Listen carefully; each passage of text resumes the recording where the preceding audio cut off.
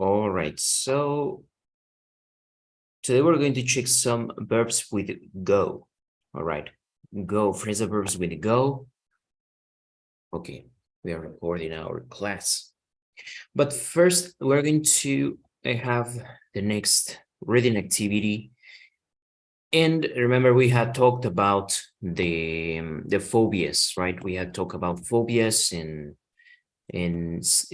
fears, and now we're going to continue here with the paragraph. It's an advice column, all right? So we're going to read this. I would like to ask maybe Karina, help us please read the first part of this reading, this vocabulary. Okay, so she's going to read for us and we're going to check some vocabulary.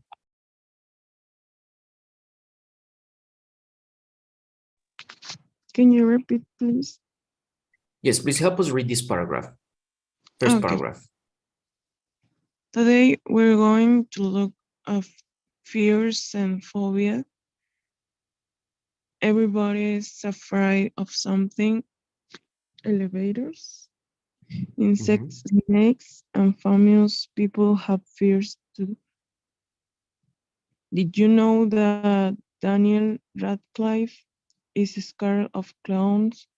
Orlando Bloom is scared of pigs, and Nicole Kidman is scared of butterflies. For Justin Timberlake, it's spiders, and for Matt Damon, snakes.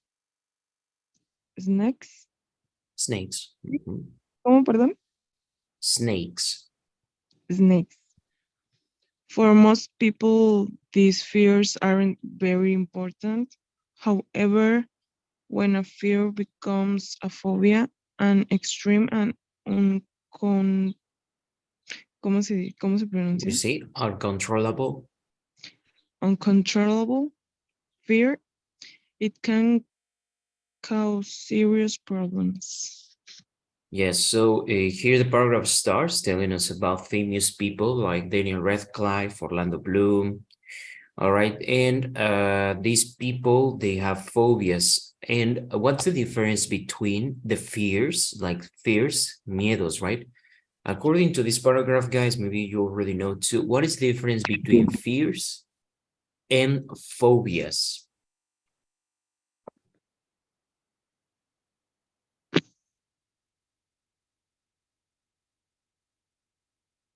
Fears is miedo, phobias is phobia. Exactly. And what's the difference between each of them? How can we know that you have a phobia and maybe something more serious? Fears, you can control the situation, I think. Phobias is uncontrollable. You are in shock, for example. Very well, yes. So they said that phobias is uncontrollable fear, right? It's can cause serious problem, right? It's like worrying about something and now having a obsessive compulsive pathology, right? It's something that affects your daily life. It's like, okay, now imagine that, for example, Justin Timberlake, has a phobia he's scared, but he doesn't say that he has phobia, but they are afraid of different things, right?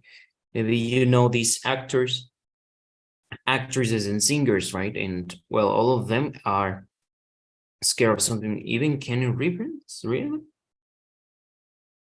Here it doesn't say anything about Keanu, or does he? Here it says Keanu Reeves. But Keanu Reeves is not mentioned in the paragraph, does he? I didn't know then Keanu Reeves could be afraid of anything. Okay, and it says that 50% of women have arachnophobia. All right, well, so now we read the next one. Now we know the difference between fear and phobia. Please, Uriel, help us to read the case of Carlos, who lives in California, tells a little bit about him. Let's read what his problem is. Okay, Carlos, 14, California. I cannot sleep at night without a light, and sometimes it can be embarrassing. Next week, I am traveling to New York on a school trip. I am going to share a room with other students. I don't want them to think I am a baby. Please help. I am really worried.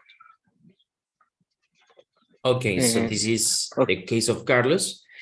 And here's a woman that is answering, right? Her name is Maria, which I think it's a psychologist or something. And she replies online to these people. Okay, Itzel, what is the answer from Maria? What did she answer to Carlos' fear?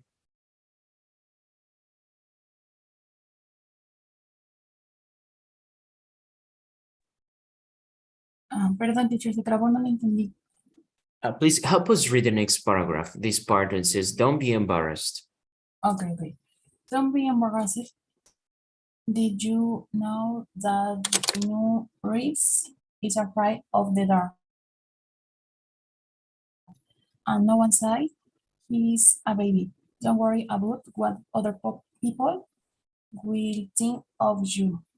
Just tell your roommates that you want the light on at night, like it's the most normal thing in the world. Okay, so remember, we would say embarrassing and embarrassed. Can you please repeat embarrassed? Embarrassed. Embarrassed, very well. And we say afraid. That sound is not like afraid, no, it's like short and it's afraid. Are you afraid? Can you repeat? Afraid. Exactly, afraid of the dark, and no one says he's a baby. So that's why Keanu Reeves is mentioned here, right? I wouldn't imagine that Keanu Reeves would be afraid of anything. All right, so well, this case that's the problem, right? And okay, check now the structure, because this is what we're going to check also in the next page, which is the future, right? If you check here, we have different structures. Here's he's saying, right? I'm traveling to New York on a school trip.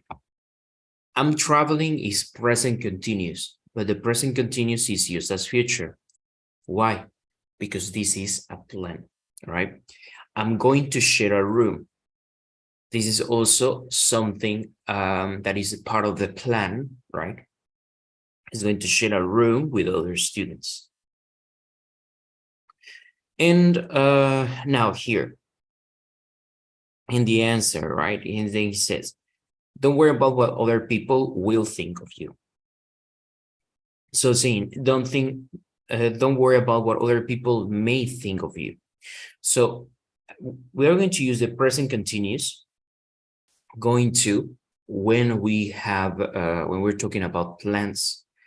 And will is when we think things are probably or probably not going to happen. All right. Let's have now the next one, please. Maybe you can help us. Nubia, please, can you read about Isabella from Florida? We read her case and then the answer from the psychologist. Yes. Isabella, 13, Florida. My uncle is getting married next month, and my mom, my dad, and I are going to the wedding in Las Vegas. The problem is that I'm terrified of flying, and the flight to Las Vegas takes 4.5 hours. What I'm going to do? Lots of people are afraid of flying. Jennifer Aniston, for example, hates planes. So you're in good company. Try to relax before the flight. If you get some exercise, you'll feel tired. and then maybe you can sleep. Listen to your favorite music. When you feel nervous, close your eyes and take long, deep breaths. If you do just one of two of these things, you'll be fine. Very well. Very well. So here again, we're talking about plans, as she's saying.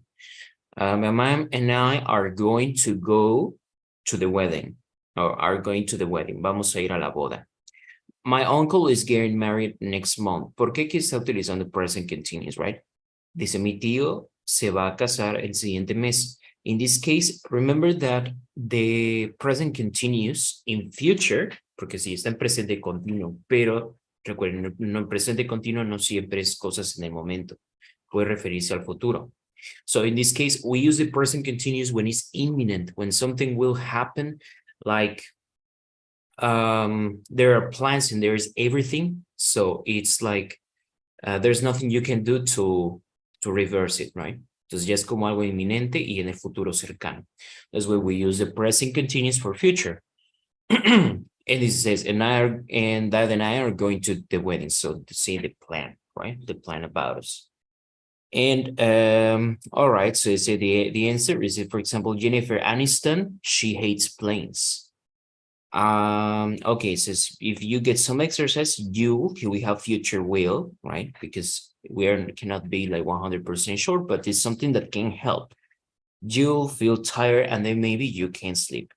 Listen to your favorite music. So usually when you give recommendations, medical recommendations or medical advice, you also use will, right? For example, if you take this, if you feel pain, you'll take ibuprofen. If you have a headache, you will take an aspirin. So this usually when you give recommendations or when you go to the doctor and they use the future will to give you the recommendations using if, which is the first conditional. Okay, so now we're going to go to this part of the paragraph. So interesting, right? Many famous people that have fears and they're just like humans, just like us. So the future review, right? We're going to read this. Okay, we're going to read this wheel and going to chart this future review. And I would like you to help me, please, Miguel. ¿Puedes ayudarnos a leer este cuadro sobre futuro? Use will, be going to, and the present continues to talk about the future. Use will for actions and events that we decide to do in the moment of speaking. Excellent. So first it says will for actions and events that we decide to the moment of speaking. Eso es uno de los usos de will, no es el único, right? So if you decide something at the moment, right, and we'd say spontaneously, algo que es una decisión espontánea, right? For example, here the example says, are you going running now? I will go with you. Entonces, en este contexto de la oración, veo que mi amigo va a salir a correr. Le digo, ¿vas a salir a correr? Yo iré contigo. Did I plan? No, it was not a plan. But I saw my friend and then spontaneously I decided something. So when you decide something at the moment of speaking, you will use will. So will is basically using when you don't have a plan, right? But maybe other person influences on you and you want to do it. So will is for things that you cannot plan, or imagine that you see someone that needs help, right? Someone is carrying your mom is carrying the groceries. Tu mamá está cargando la despensa, right? If she went to the supermarket, you see your mom and you say, I will help you, mom, right? I will help you, mom. Entonces, te ayudaré. Veo a alguien que necesita ayuda, digo, te ayudaré. I will help you, mom. So this is not something that you plan, but it's something that you decide at the moment of speaking. That's when we use will. Now, will has other uses. Ese es uno de los usos, but will is also used for predictions, right? For example, tomorrow it will rain. Can I know 100% it will rain? Maybe there are probabilities right? And the science is very, well, meteorology is not very precise, but would say tomorrow it will rain. Is it 100% sure tomorrow it will rain? What do you think? 100% sure that it will rain?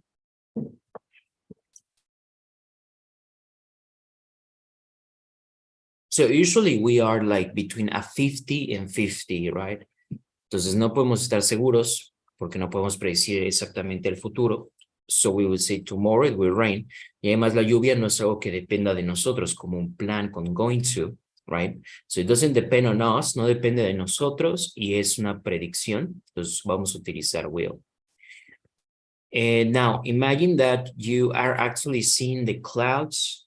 You look up like now, for example, for me it's cloudy. So you look up and you see all the clouds, they are dark and they are gathering together in one zone. Entonces tú ves esas nubes oscuras y que piensas que la lluvia es inminente. Entonces en ese caso dirías, it's going to rain, va a llover. ¿Por qué? Porque estoy viendo aunque no vaya a llover, pero si ves como la evidencia, entonces going to. So you use going to when you have maybe a plan or when you see evidence of something about the future. Okay, sería la diferencia entre it will rain y it's going to rain. It will rain es lo que dice el reporte del clima, right? Lo que yo creo. It's going to is because maybe you see it now. Tú lo ves ahora. Ves las nubes, ves que va a llover, entonces it's going to rain. Okay.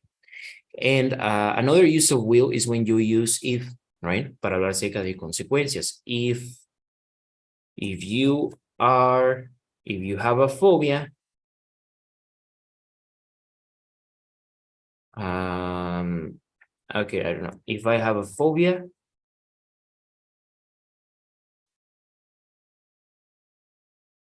I will try to talk to the psychologist. Ok, entonces para decir algo que puede tener una consecuencia posible. Si tengo una fobia, intentaré hablar con el psicólogo. So this is when you have, or when the doctor gives you recommendations. If it hurts, you will take this pill.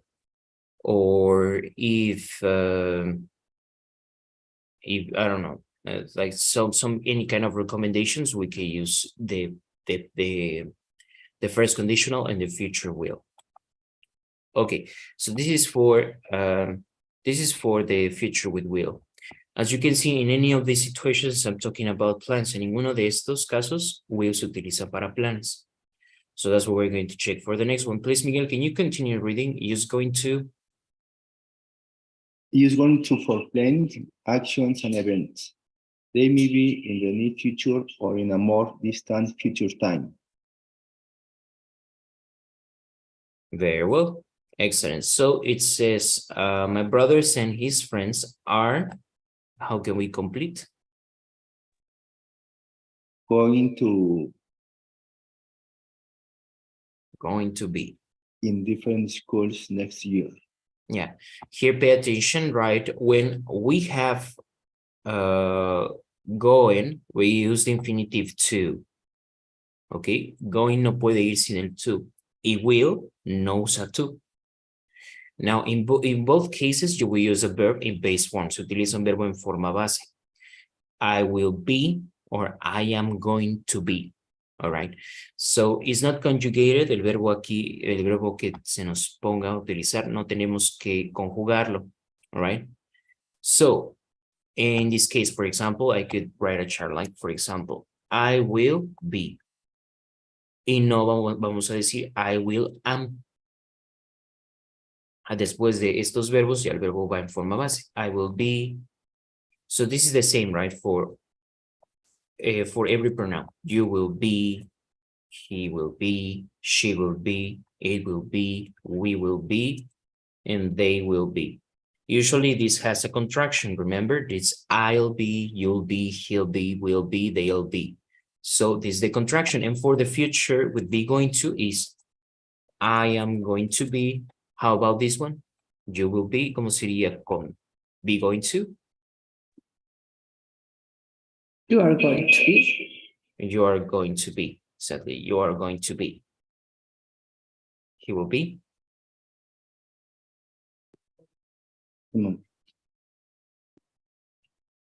He's going to be. He's going to be. Yes, we.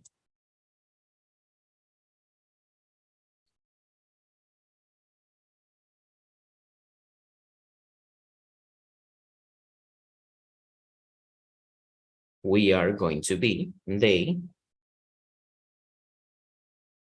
They are going to be. They are going to be. Exactly. So, as you can see, the verb, the base verb is not modified in any case.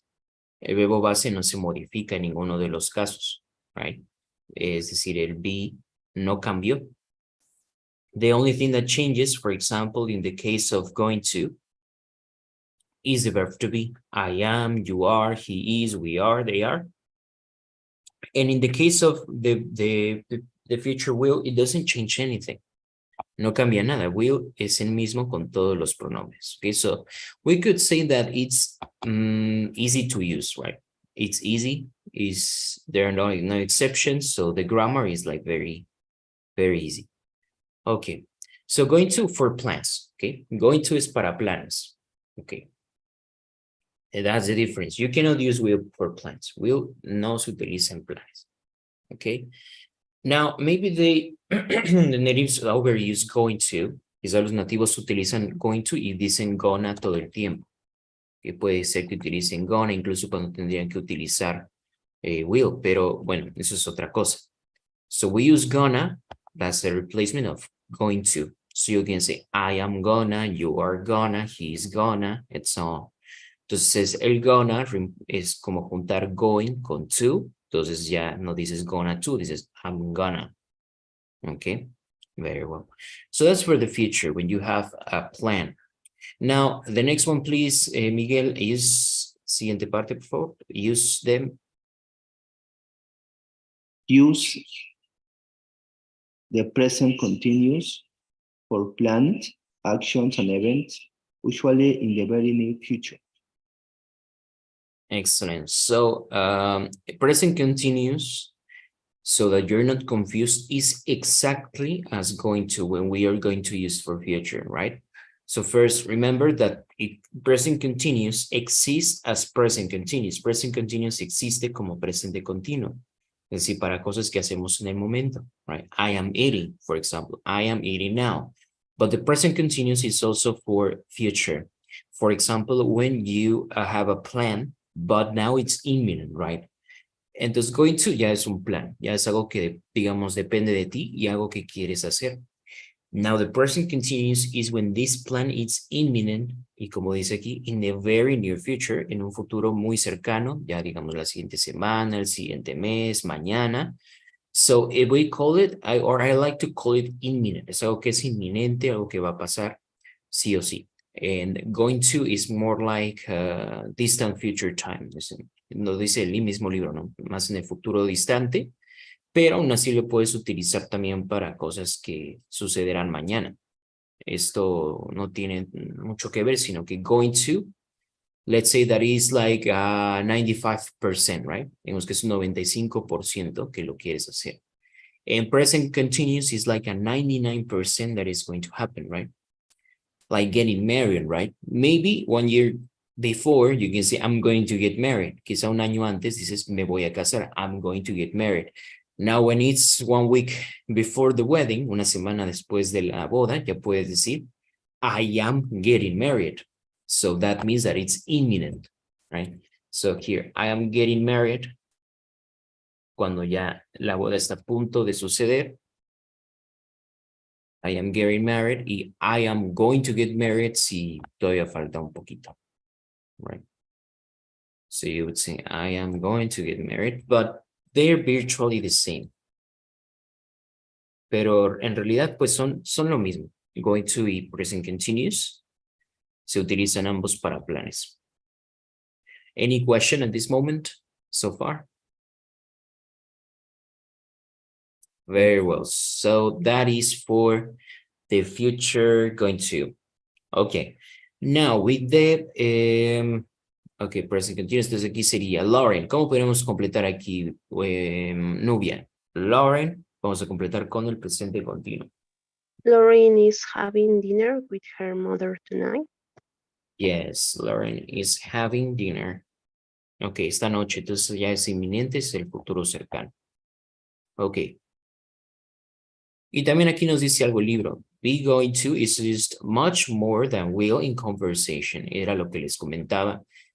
Que el going to, o mejor dicho, gonna, lo utilizan mucho los nativos. Aunque a lo mejor tendrían que utilizar will, pero lo van a utilizar más gonna.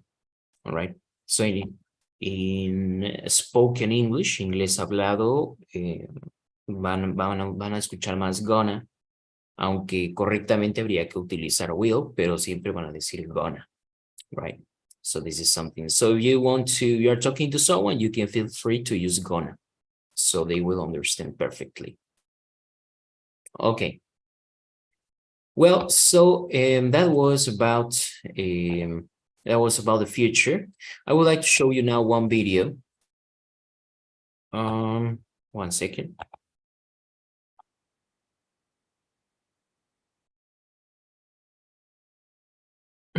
So we can make predictions. Vamos a utilizar aquí el futuro con will. Okay, one moment.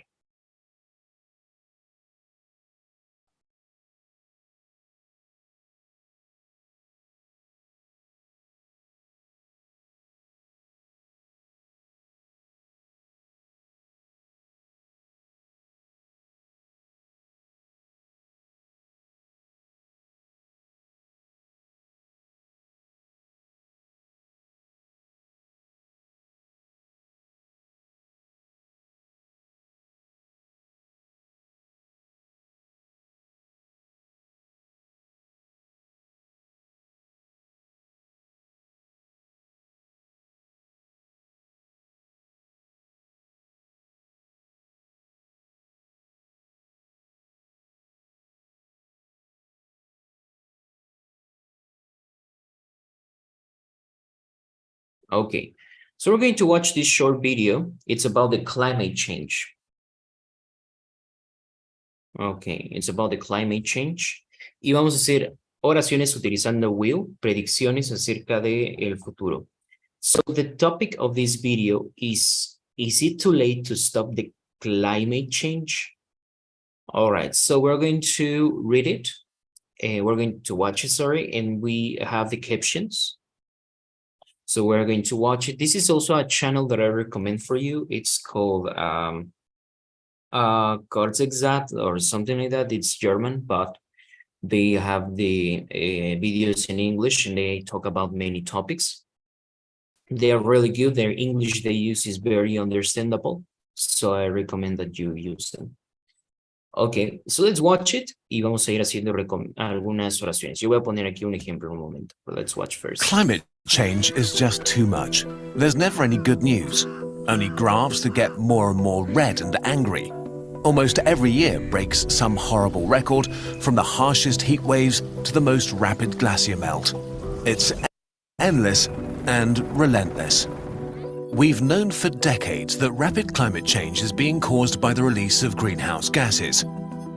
But instead of reducing them, in 2019 the world was emitting 50% more CO2 than in the year 2000.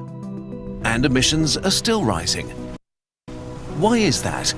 Why is it so hard to just stop emitting these gases?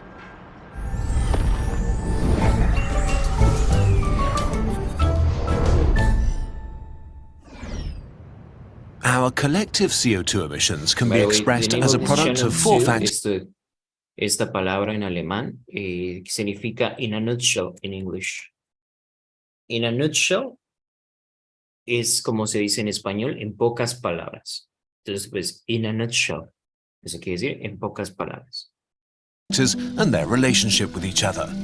Two of them explain why worldwide CO2 emissions are still rising, and two explain how we can stop that.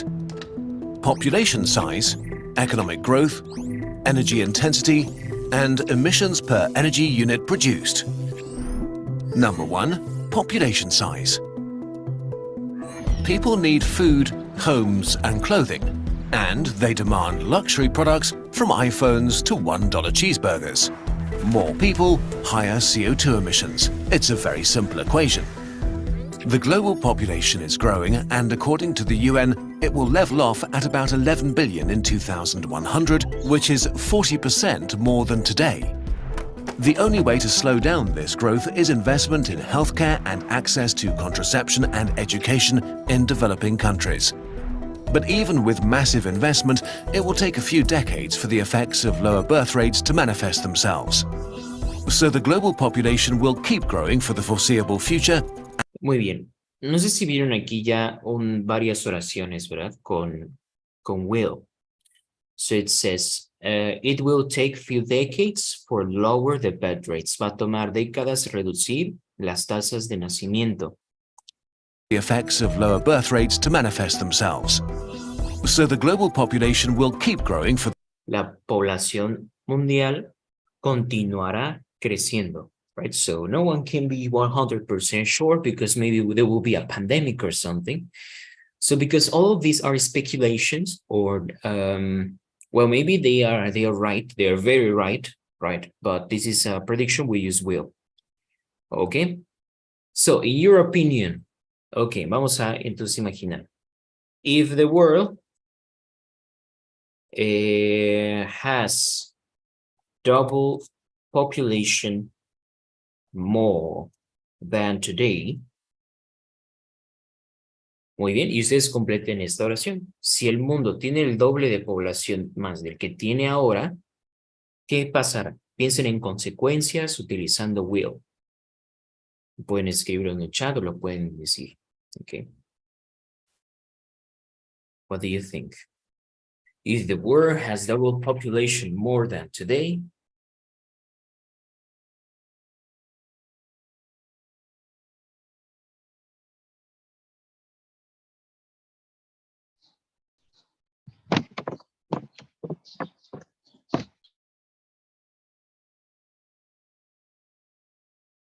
We'll have more pollution.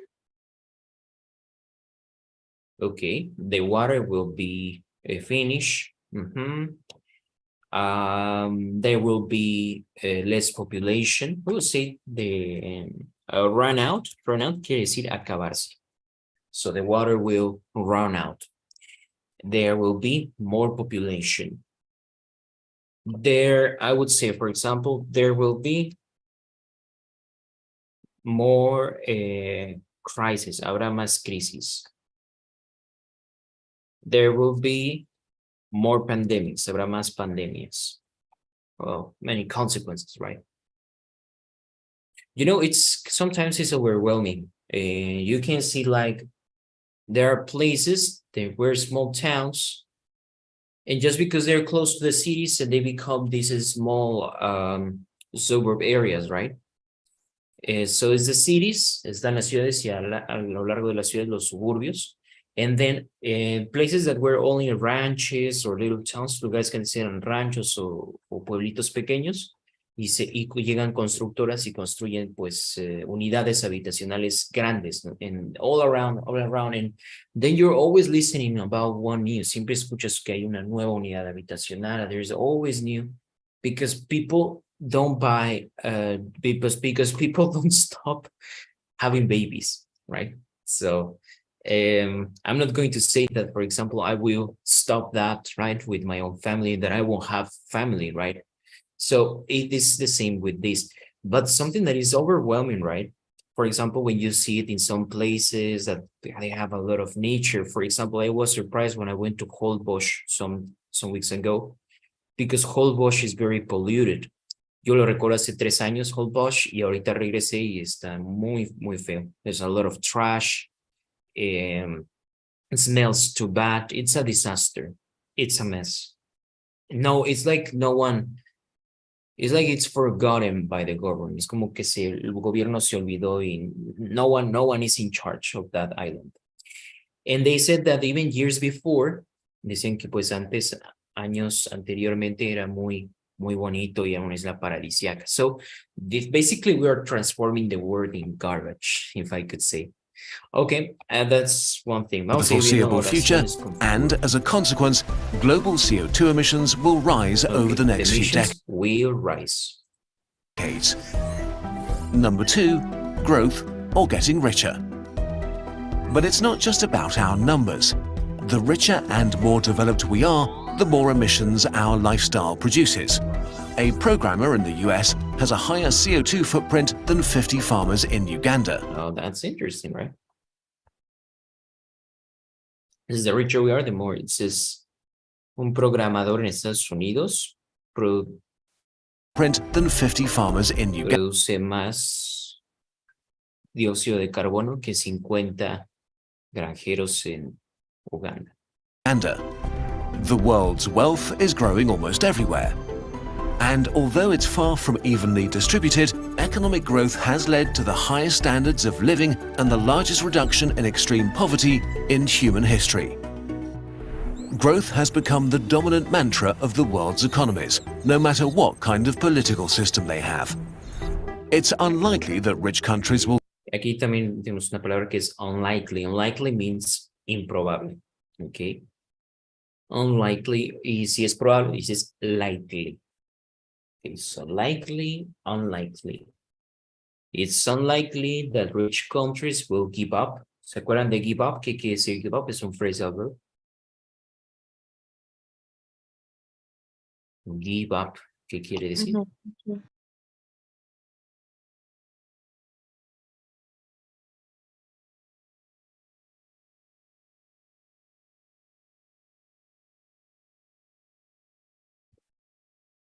It means rendirse. Okay. So in this case, the rich countries will give up the concept of growth anytime soon. Como que crecimiento económico, right? It's unlikely that the rich countries will abandon the idea of making their countries grow.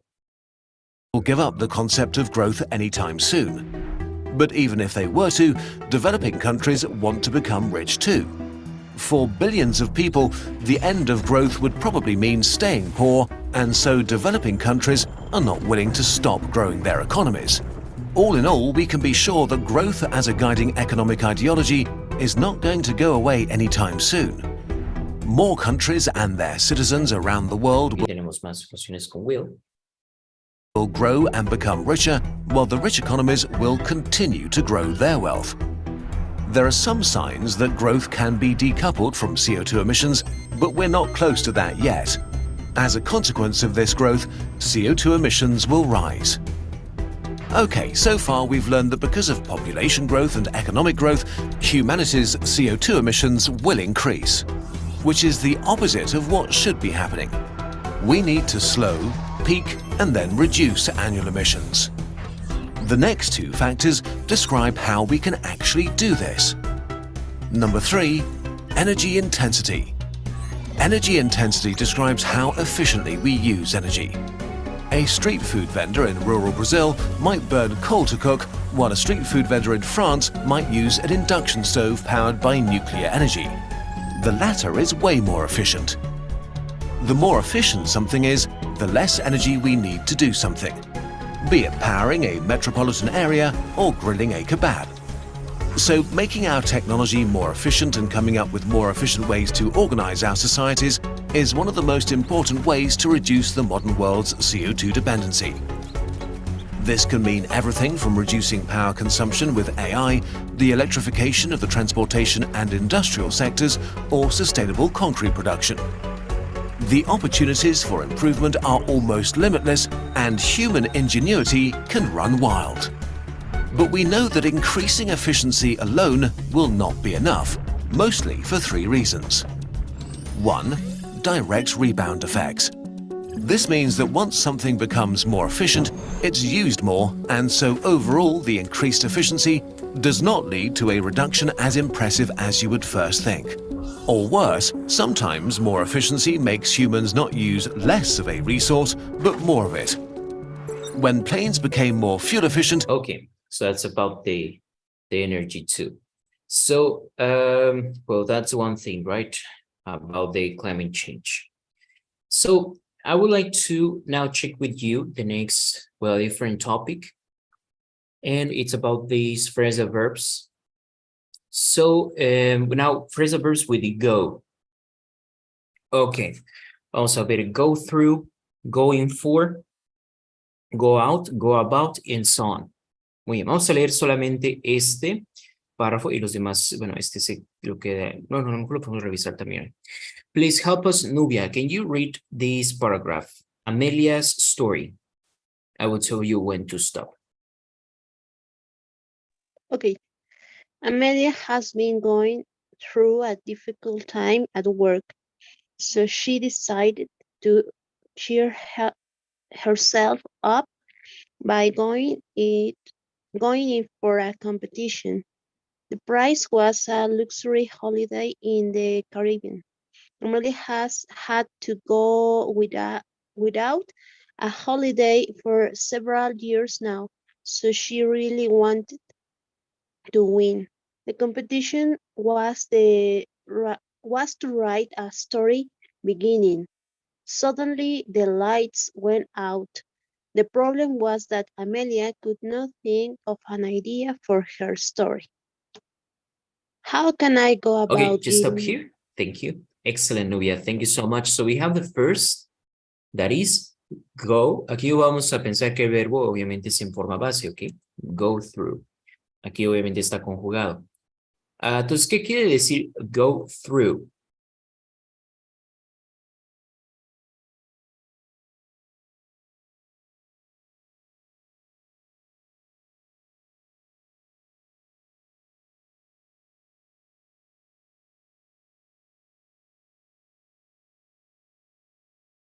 Soportar una situación. Exactly, es atravesar una situación difícil o desagradable. It's go through. Okay, and it also is like face, afrontar. So go through. So you say, I have to go through lots of things in my life right now. It's like going through difficult situations. Since se dice go through, es atravesar y se suele utilizar para cosas difíciles o desagradables. Okay, so in this case, Amelia, it means that she's not enjoying job lately, right? At work, it's very difficult for her. She's going through a difficult time. Okay, so she decided to cheer herself up. Cheer es de cheer up, es otro phrasal verb. Aquí no se reescribe porque no es con go, pero cheer up es animar. Okay, cheer up. You can cheer someone up, right? And you can cheer up your kids, for example. Cheer up your kids when they are crying, right? When they are crying.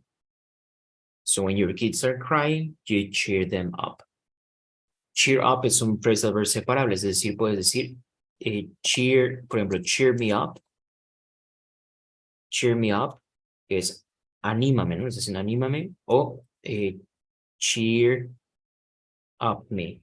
Cheer up me. También quiere decir anímame.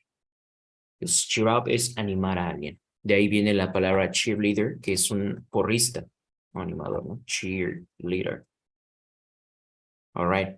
Next one is go in for. Heidi, what is the meaning of go in for? We have here number 2, and the number 2 is also here.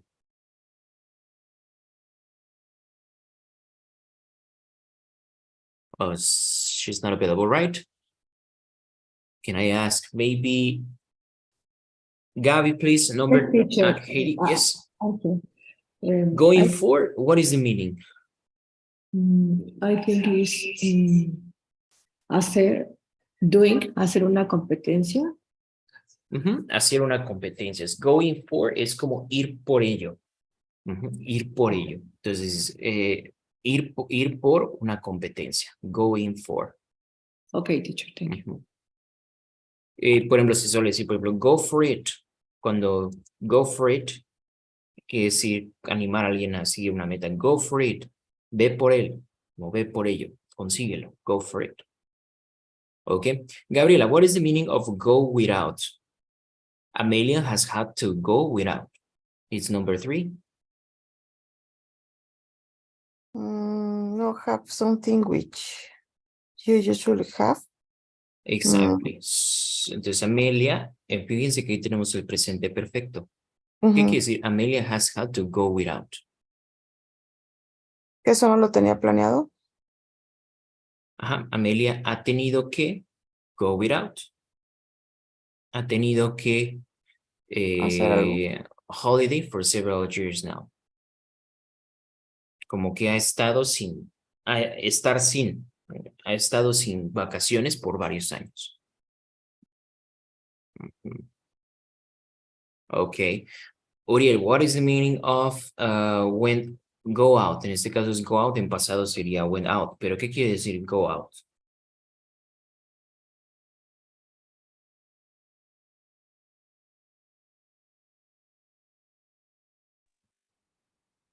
Teniendo luz o esperando luz, algo así. Cuando se va la luz, this is the lights went out, o this the electricity went out.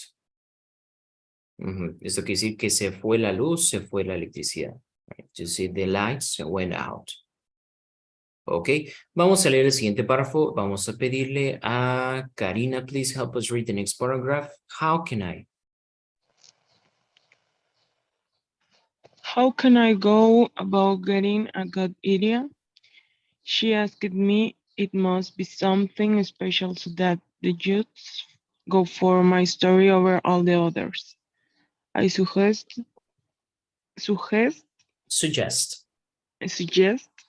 she went to the library to go through some books of short stories. She might get some ideas there. So she went off to see what she could find. Okay, continue, please. That's it, right? Thank you. Okay. Karina, what is the meaning of go about? We have number 5 here and number 5 here again.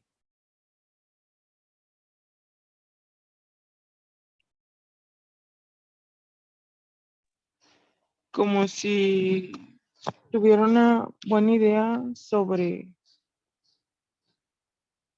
algo. Vamos a leer aquí. Number 5. Fíjate que tiene un número, ¿verdad? Go about is number 5. So below is number 5 too. Start to go on deal with something. Exactly. Entonces, empezar a lidiar con algo. Okay. Ajá, o empezar a hacer algo. How can I go about getting a good idea? ¿Cómo puedo empezar a tener una buena idea? She asked me, it must be something special so that the judges go for my story. ¿Qué quiere decir go for, Miguel? Go for is number 6. Go for it's to choose. To choose, exactly. Debe ser algo especial para que los jueces escojan mi historia. So go for, escoger. Okay, please, Gabriela, what is the meaning of go through en este contexto? Go through. Ya vimos que go through es experimentar una situación desagradable. But another use of go to.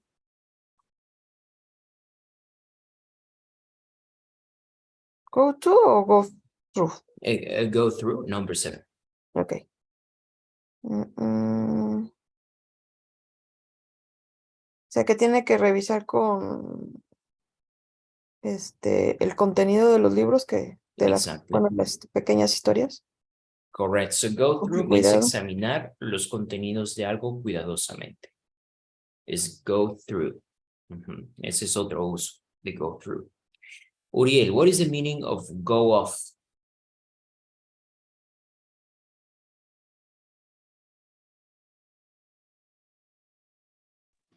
Dejar un lugar para ir a cualquier otro.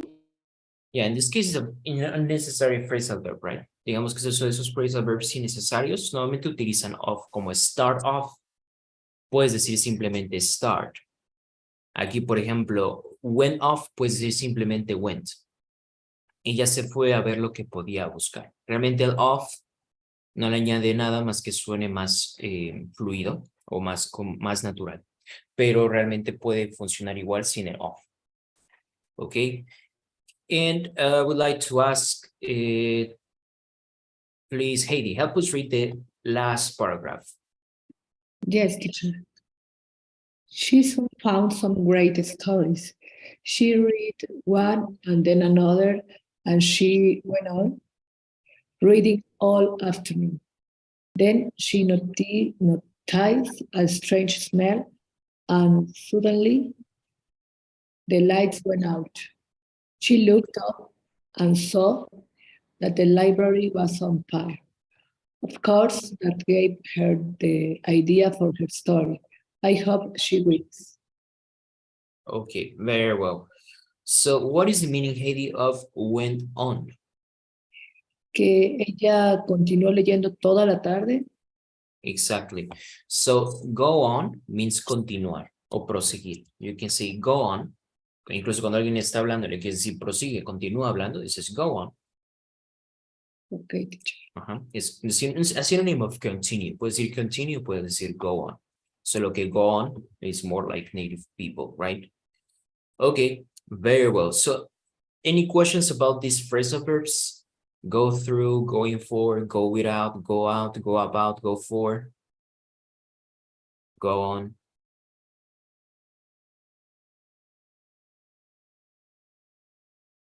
So we saw 9 phrasal verbs. Any questions? No, teacher. No, teacher, thank you. Okay. For homework, please check the next phrasal verbs. It's go along, go on, go through, and go together. Let me send it to you.